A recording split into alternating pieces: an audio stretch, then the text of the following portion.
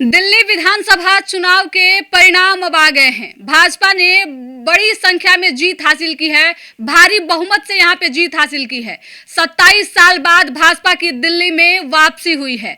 इसके अलावा बता दें आपको कि अब दिल्ली का चुनाव जीतने के बाद अब पूरा चुनावी माहौल जो है वो बिहार में देखने को मिलेगा। बिहार में भी अब चुनाव इसके बाद तुरंत होने हैं और सभी पार्टियां बिहार में भी चुनाव जीतने का जो है वो प्रयास करेगी।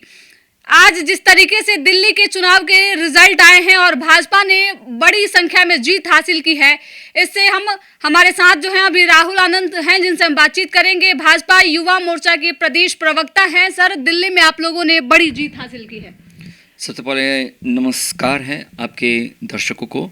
और जो आज एक जो बहुत बड़ी जो घटनाक्रम हुई है, यानी कि जो दिल्ली के अंदर 27 साल का जो एक वनवास समाप्त हुआ है, तो इसको कह सकते हैं कि जो राम जी को भी एक वनवास मिला था अच्छे कार्य को करने के लिए, उनको भी वनवासित तो होना पड़ा था। तो ठीक उसी प्रकार आज जो हमारी वापसी हुई है भारतीय जनता पार्टी की, तो निश्चित रूप से आज दीपावली भी है, होली भी है। और एक सबसे बड़ी बात यह है कि जो दिल्ली की जो तमाम जनता है वो जिन चीज़ों से बचना चाहती थी, जिन आरोपों को खारिज करना चाहती थी, जो लगातार वहाँ के जो पूर्व मुख्यमंत्री रहे हैं उनके लिए जो लटकाना, अटकाना और भटकाने का जो काम करते थे, उन आज दिल्ली की जनता को उन सब से छुटकारा मिल गया है। दिल्ली चुनाव अब खत्म हो चुका है, अब बिहार में बारी है चुनाव की।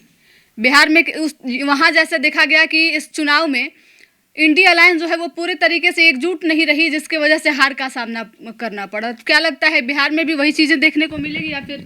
देखिए, एक हिंदी फिल्म का एक मशहूर गाना है, वो इंडिया अलायंस के बारे में आप कह सकती हैं कि सोचते थे वो कितने मासूम थे, क्या से क्या हो गए देखते देखते।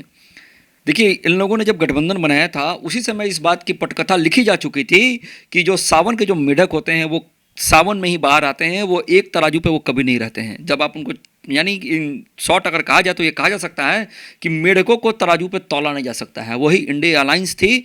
और आपने देखा कि इंडिया अलायंस का जो नेतृत्व करने वाली जो पार्टी है उसकी भी क्या हर्ष हुई। दूसरी सबसे बड़ी बात कि तेजस्वी यादव जी बिहार में कहते हैं कि हम इस गठबंधन को मानते ही नहीं हैं। लालू यादव जी कहते हैं कि गठबंधन की नेता ममता दीदी को होना चाहिए। तो इस तरह की जो तमाम चीज़ें थी और जो दिल्ली के अंदर जो एक रणनीति तैयार की गई थी, वो आपस ही में एक दूसरे से लड़ रहे थे। यानी कि वो अरविंद केजरीवाल के पक्ष में थे और कांग्रेस बड़े भाई की भूमिका में होने के बाद भी बिल्कुल अलग और थलग थी। तो आज कहा जा सकता है ये निश्चित रूप से कि प्रत्यक्ष को प्रमाण की आवश्यकता नहीं होती है, वो देखने को मिल गया। तो किस तरीके से दिल्ली चुनाव की तैयारी थी, क्योंकि मिल्कीपुर जैसे महत्वपूर्ण सीटों पे भी आप लोगों ने जीत हासिल की है? जी, निश्चित रूप से अगर देखा जाए तो एक जो नैरेटिव बनाने की जो तैयारी की गई थी, जो संविधान को खास करके जो हमारा विपक्ष एक पॉकेट डिक्शनरी के रूप में इस्तेमाल करता है, अगर उसके ऊपर देखा जाए तो उसके जो भाग हैं यही उनको पता नहीं होगा। मैं आपके चैनल पे दावे के साथ कह सकता हूं कि वो 4 से 5 पार्ट में क्या क्या वर्णन किया गया उसको वो सही तरीके से बता नहीं पाएंगे। और फैजाबाद लोकसभा को वो अयोध्या की हार हमेशा कहा करते थे, जबकि अयोध्या में हम जीते थे, फैजाबाद लोकसभा निश्चित रूप से हम हार गए थे। तो जो घटनाक्रम जो बढ़ते गई और एक नए पे एक दलित लड़की के साथ जिस प्रकार की बर्बरता बढ़ती गई थी, उसका कहीं ना कहीं जब जनता ने जब बटन दबाया तो इस चीज़ को निश्चय किया कि शानदार, जोरदार और मज़ेदार तरीके से जो मिल्कीपुर जो एक सपा का जो गढ़ हुआ करता था, उस गढ़ में भी अगर कमल खिल गया तो इसका मतलब ये है कि जो दिल्ली से लेकर कन्याकुमारी तक जो एक विचार की जो भावना, जो एक गंगा, जो एक गोदावरी, जो एक सरस्वती हमने बहाया था, उस पर हम काबिज हैं और वो जनता तक पहुंच गई है उसकी लहर। मुसलमान समाज का भी समर्थन इस बार दिल्ली में भाजपा को खूब मिला है, क्योंकि वहाँ ऐसा देखा जाता है बिहार में खासकर कि मुस्लिम समाज का पूरा वोट जो है वो भाजपा को नहीं मिलता है, लेकिन दिल्ली में इस चीज़ को इस बार बदल दिया गया है। देखिए, निश्चित रूप से इस बात को मैं कह सकता हूं कि जो मुस्लिम बाहुबल्य क्षेत्र है, अगर वहां भारतीय जनता पार्टी का कमल खिल रहा है तो कहीं ना कहीं उन लोगों ने भी वोट दिया है। देखिए, एक सबसे बड़ी विडंबना यह है कि मुसलमानों का हमेशा इस्तेमाल किया गया है। किसी ने अगर उनको महत्व देने का काम किया तो वो सिर्फ और सिर्फ भारतीय जनता पार्टी ने दी। हमने हिंदुत्व की बातों को मुख्य धारा में रखा और सबके लिए काम किया। हिंदू हो, मुस्लिम हो, सिख हो, ईसाई हो, पंजाबी हो या जो भी आप दलित वर्ग के लोगों को कहिए, हम जब हिंदुत्व की बात करते थे उसमें सब आते थे। और जो कार्य भारतीय जनता पार्टी के द्वारा किए गए, कोई भी योजना, ऐसी योजना का आप खंडन कर दीजिए, विखंडन कर दीजिए जिससे ये साबित हो सके कि मुसलमानों को नहीं मिला। चाहे वो उज्ज्वला योजना की बात कर लीजिए, चाहे पीएम आवास की योजना की बात कर लीजिए, या आयुष्मान भारत की योजना की बात कर लीजिए, जितनी भी तमाम योजनाएं थी सबको भारतीय जनता पार्टी ने सबको दिया। यानी कि जब हम संबोधन करते थे तो 140 करोड़ जनता की बात करते थे, ना कि हम संबोधन करते थे तो ये कहते थे कि मुसलमानों तुम्हारी खैर नहीं। जो हमेशा विपक्ष के लोग कहते थे कि अगर भारतीय जनता पार्टी आएगी तो सांप्रदायिकता का माहौल खड़ा करेगी, इन सारे नैरेटिव को अगर किसी ने ध्वस्त किया है तो वो अश्वमेध के घोड़े की तरह एक विचारधारा नहीं किया है। अच्छा, भारतीय जनता पार्टी जो है इस बार वहाँ चुनाव जीती दिल्ली में, 27 साल बाद आप लोगों की वापसी हुई, अब क्या रणनीति रहेगी वहाँ?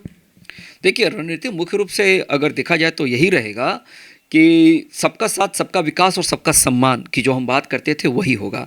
देखिए, केजरीवाल के जितने भी दिग्गज लोग थे वो सारे लोगों ने चुनाव में अपने आप को समर्पण कर दिया जनता के सामने, और अगर कोई जीती तो एक सीट पे आतिशी जी की जीत हुई है। यानी कि जो 2 बार के मुख्यमंत्री रहे उनको जनता ने नकार दिया, और मनीष सिसोदिया जैसे चेहरे को जनता ने नकारा।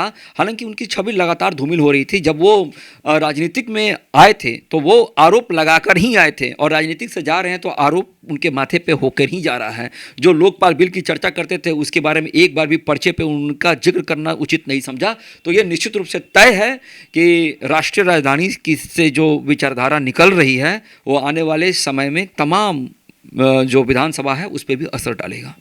अब चुनाव खत्म होने के बाद जो है ईवीएम पे भी लगातार सवाल उठ रहा है। इसके साथ ही कहा यह जा रहा है कि अब ईडी सीबीआई की कार्रवाई फिर से तेज होगी और अरविंद केजरीवाल जो है वो जेल चले जाएंगे, ऐसा आरोप लग रहा है। देखिए, जब हम लोग छोटे थे आपको भी ध्यान में होगा कि हम लोग एक गेम खेला करते थे, खेल खेलते थे जिसमें हम लोग पौशम पा डाकिए ने क्या किया, 100 रुपए की घड़ी चुराई, अब तो जेल जाना पड़ेगा, जेल की रोटी खाना पड़ेगा।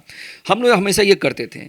अगर यहाँ पे डाकिए ने अगर कोई घोटाला किया है तो डाकिए को जो हाईकोर्ट के माध्यम से जो बेल पे हैं, बाहर हैं फिलहाल, उनकी केस तो चल रही है, सुप्रीम कोर्ट ने भी केस को खारिज नहीं किया। तो डाकिए ने जो चोरी की है, जो उनके ऊपर आबकारी योजना को लेकर, एजुकेशन घोटाले से लेकर जितने भी तमाम आरोप लगे हैं, निश्चित रूप से वो जनता के सामने आना चाहिए। चाहे वो शीश महल की बात कर लीजिए, वो कभी कहा करते थे कि हम वैगन आर जैसी गाड़ी से ही करेंगे, 2 कमरे में ही अपनी सरकार को चलाएंगे, हम बहुत पब्लिसिटी के पीछे नहीं भागेंगे, और वो उन्होंने 45 करोड़ का अपने लिए घर ही बना लिया। तो ये निश्चित रूप से ये तमाम चीज़ें जो हैं वो जनता की नज़र में थी, जनता देखती थी। आप जनता को एक बार ठग सकते हैं, 2 बार ठग सकते हैं, बार बार तो नहीं ठग सकते हैं। राहुल जी, दिल्ली का चुनाव अब खत्म हो चुका है, अब बिहार की बारी है। बिहार में इस बार भाजपा की क्या रणनीति है? निश्चित रूप से जो हम गठबंधन की बात जो करते हैं, जो एनडीए अलायंस की हम बात करते हैं, तो हम उसके साथ ही रहेंगे, और जो शीर्ष नेतृत्व का जो मार्गदर्शन होगा, यानी कि हमारे जो गठबंधन के जो भी साथी हैं बिहार के अंदर, नीतीश जी हों, लोजपा से हों, उपेंद्र कुशवाहा जी की पार्टी हो गई, मांझी जी की पार्टी हो गई, और ख़ास करके बीजेपी हो गई, ये सारी पार्टियां एक मंच पर बैठकर बातों का निष्पादन करेगी, और उसके बाद जो निष्कर्ष निकलेगा तो हम निश्चित रूप से जनता के बीच में जाएंगे। और मैं आपको भरोसा दिलाता हूं कि अभी तो टेलर है, अभी पूरी फिल्म बाकी है, अभी तो फिल्म को चलना है 2029 तक। देखिए ना कितने बड़े बड़े फैसले होंगे। इसी बीच जीतन राम मांझी का एक ट्वीट भी सामने आया है जिसमें उन्होंने कहा है कि दिल्ली तो झांकी है, बिहार अभी बाकी है। कैसे देखते हैं इसको? देखिए, जीतन राम मांझी जी हमारे गठबंधन के साथी हैं, वरिष्ठ नेता भी हैं हमारे, और अगर इनके बारे में अगर हम बात करें तो उन्होंने जो ट्वीट किया है तो निश्चित रूप से इस बात का समर्थन वो कर रहे हैं कि दिल्ली में अगर एनडीए की सरकार आ गई, बीजेपी की सरकार आ गई, तो जाहिर सी बात है बिहार में भी उनकी सरकार बनेगी। और यही नहीं, मैं आपको बता देना चाहता हूँ कि जो मुख्य धारा है, देश की जनता इस बात को समझ चुकी है कि सच में विकास किसके हाथ में है। किसे सत्ता को लेकर ऐसे कानून बनाने हैं जो सबके लिए कारगर हो, और सबका साथ और सबका विकास किसके हाथों हो सकता है, इसके ऊपर एक छोटी सी टिप्पणी है उनकी तरफ से। दिल्ली चुनाव को लेकर जब सीटों का बंटवारा हो रहा था तो जीतन राम मांझी को वहां से सीटें नहीं मिली थी, जिसकी वजह से उन्होंने अपनी नाराजगी व्यक्त की थी। क्या लगता है, नाराजगी अब खत्म हो चुकी है, बिहार चुनाव में नाराजगी नहीं दिखेगी, या फिर अभी भी जीतन राम मांझी जो है वो नाराज है एनडीए से? देखिए, एनडीए के अगर फेवर में अगर हम बात करें तो ये कह सकते हैं कि जो जीतन राम मांझी जी ने जो बातें कही कि जो नाराज़गी जाहिर की थी, तो वो कोई बहुत बड़ी बात नहीं है। देखिए क्या है कि अगर हम जब एक छत के नीचे रहते हैं तो लगभग अगर देखा जाए तो मेरे और आपके भी विचार अलग हो सकते हैं, लेकिन जो ये मतभेद जो बढ़ते हैं वो मनभेद में तब्दील नहीं होता है। आपने देखा कि जीतन राम मांझी जी ने बीच में भी कुछ बातें ऐसे उठाई थी, बाद में उन्होंने इस बात को स्वयं खंडन किया कि नहीं, हम मुख्य धारा के साथ ही हैं।